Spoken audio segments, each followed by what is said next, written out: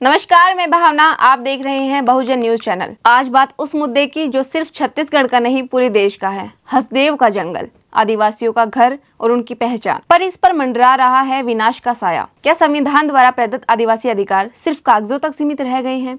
क्या अडानी समूह का व्यापार आदिवासियों की संस्कृति और पर्यावरण से बड़ा हो चुका है?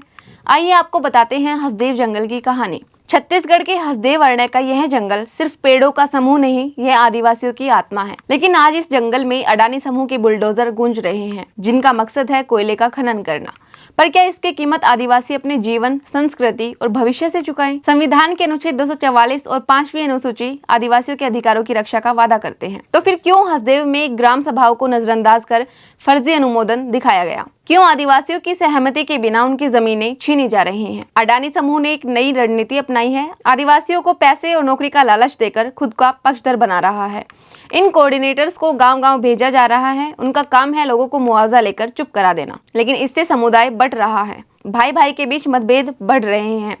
संविधान साफ कहता है, आदिवासी क्षेत्र में उनकी सहमति के बिना कोई परियोजना नहीं चलाई जा सकती। तो फिर क्यों हसदेव के जंगलों में कानून और संविधान की अनदेखी हो रही है?